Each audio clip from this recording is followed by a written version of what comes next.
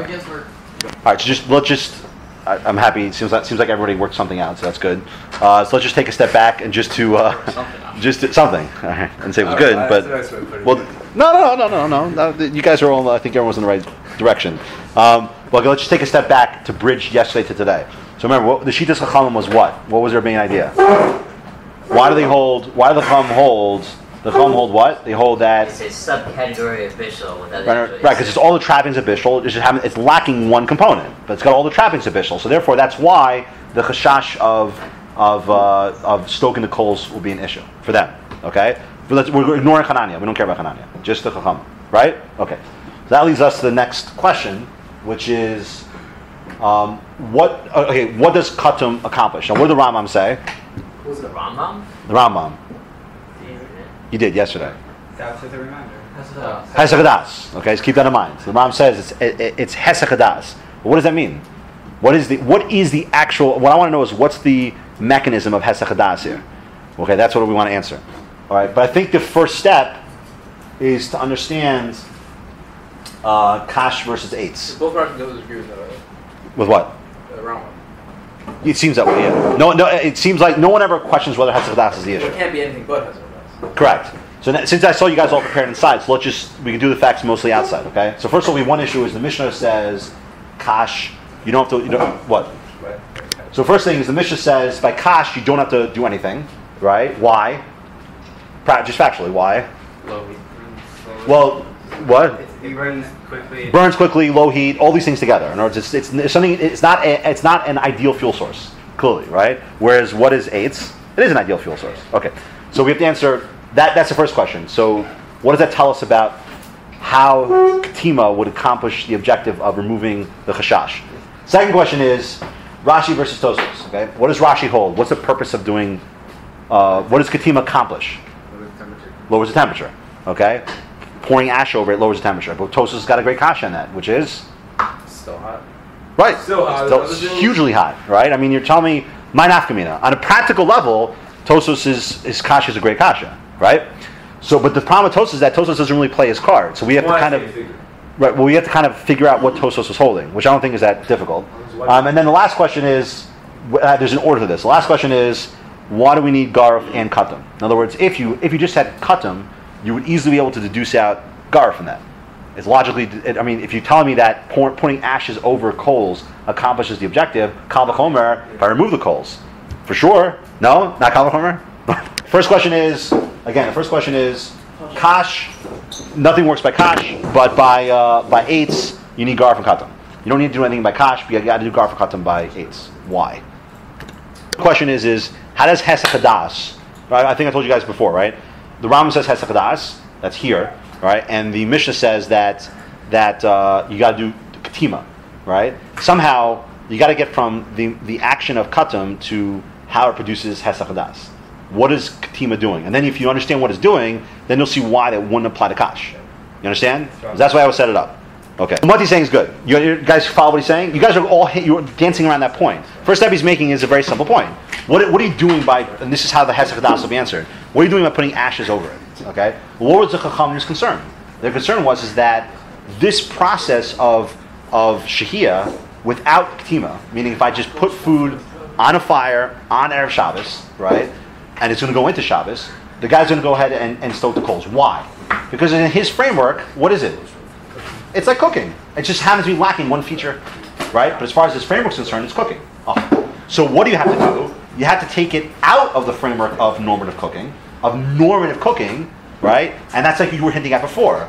Like you're going to call it heating up. You don't have to say that. You don't have to say you're heating it up. But the point is, the hesach hadas is what's the interruption? That he's no longer relating to it as normative cooking. But it's not that he's not relating to it. Before, so modifying the fuel source, which is what you're doing here. You're modifying the fuel source. When you modify the fuel source, what happens? Now the way you relate to it now is no longer normative cooking, right? It's more like I don't want to call it heating up, but it's like a hands-off cooking. The guy knows by putting ashes over it, he's no longer relate to his normative cooking. So does he put the ashes on it so that? What he's suggesting, which you can go with that approach, you could say that what makes kash different? So the fact that kash burns so quickly, so it's not a normative fuel source to begin with. So if a guy uses an abnormal fuel source, by definition, he won't relate to it as a normative cooking process. That's one thing you could say. Maybe Okay? it's not possible to What? cook regularly. Yeah, it's similar to what he's saying, but you're right. You could argue also that kash doesn't serve the purposes of normative cooking. But there's another way you can go, by the way. There is one other way. Another way you can look at the issue of kash is like this. You could say that, normally speaking, a guy stokes it because he's concerned about adjusting the temperature. Right? So what does kash lack? What does the ashes on the embers accomplish? Well, it not lowers it, but it modifies it. So now he's not going to go ahead and adjust the temperature. We've created like something in there that's going to kind of like present a resistance to him adjusting the temperature. Kind of like putting another thing over the light on Shabbos. Like Right, exactly. By the way, I remember I get to say this. Halacha l'maisa. A lot of shittos hold that today. What do you do about like let's say like a cholent pot Remove the knob. or potato or whatever? You get rid of the knob. Why do you get rid of the knob? Shema Yachda. That's like Shema Yachda. You're going to play with it, right? You're going to adjust. You know what I mean? So, right. No, that's what it is. I mean, that is the closest version today we have of stoking the coals. Point being is that stoking the coals means modifying the temperature. You put ash over it, or like taking off the knob, so now you remove the means of him being able to modify the temperature. So kash lacks that feature. But it's really in line with what he's saying, which is that the thing itself doesn't lend itself to normative cooking. That's the main point I want to get across. The main idea is that we'll look Hesach Hadas emerges because this guy in his framework, objectively, if I'm saying normal Adam's framework, he won't relate to this anymore as normative cooking. It's something else. It's not that bishul with the trappings of bishul thing we said yesterday. He's now done an action and now takes it out of there. Now we can do Rashi Tosos. But before we do that, what's Rashi saying? Rashi's saying that Rashi's simple on the surface. Rashi's going to say that the reduction of heat itself, right? By reducing the heat, what am I now doing? I'm demonstrating that it's not normative cooking. Okay? How? Going the opposite direction. What's the opposite direction? Well, the problem is raising the heat. So by lowering the heat, dafka, you're making a declarative action, so to speak. Not bad, but hold on. But how do you answer Tosfos' kasha? Well, hold on, we'll get back to that. But Tosfos is easy. What does Tosfos say? Tosfos, we have both sides clear, but you'll see there's like, I want to just clarify, I want to propose one thing by Rashi just to clarify. But right now, what are we saying? We're saying Tosfos holds the action, the maisa of putting ashes over the coals, right? That's a HaKirah that now I'm removed from this normative cooking experience. Whereas according to Rashi, right, what does Rashi hold? Rashi says it's what? It's the alteration of the fuel source itself. In other words, by altering the cooking process itself, i.e. putting ashes on to lower the temperature, now I've accomplished the objective. Didn't affect. What? Didn't affect. Right, but now how do you answer Tosfos' kasha? Tosfos one saying, perfect. What's the effect though? There's no practical effect. Doesn't matter. It's a change. That's all. When you look at the way we cook today, okay, so let's say I don't know. I apologize for being stereotypical, but let's say your mothers are cooking for Shabbos, okay. So now, Hey, Mister. okay, so when your mother makes chicken for Shabbos, okay, so what does she follow? recipe. A recipe. Okay, now part of a recipe. There's two parts of the recipe. One is the ingredients, and what's the other part? The cooking process. Okay, now usually right? So what will the recipe say? What? What temperature? It'll say cook the chicken at 350 for 12 hours. Okay. Well, preheat it. Yes, that's correct. And then cook it for 12. Yeah. Normally speaking, when a person follows a recipe, right? So again, there's two parts. One is the ingredients. The other one is the temperature. Right. In other words, there's a call for temperature. Right. Now, let me ask you a question. And you'll understand where I'm going with this, okay? So if the recipe calls for cooking the chicken for 4 hours at 350, okay? So let's say a guy lowered it to 325, okay? So what would you say about that? Take longer. What? But it will take a little bit longer, but not like significantly longer. 325 would take, like, let's say, an extra 10 minutes. Possible they won't cook at all. What? 325? Yeah, I don't know. I mean, is that much of a difference? I'm trying to compare it to putting ash over embers, right? But what is 350? And I think this is how I think the alteration of the cooking process. Ideal. The ideal. In other words, when I put my wood in the fire and I light that fire, okay, that is the ideal temperature I want my steak to cook at. That's what I want. Right? It's the ideal in his framework. That's the recipe calls for 6 pieces of wood, okay, or 350.